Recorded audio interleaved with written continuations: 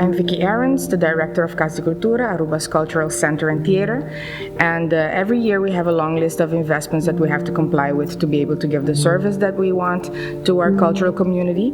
And last year it was a particularly long list of aircos we needed to invest in, a computer for the video programming, a intercom for the communication backstage and front of house.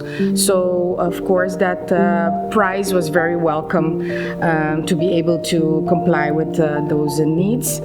And the aircos are ordered, so we are very, very thankful that the Long Table Dinner gave us the opportunity to build onto that, and for us to keep serving our community in the cultural and artistic way.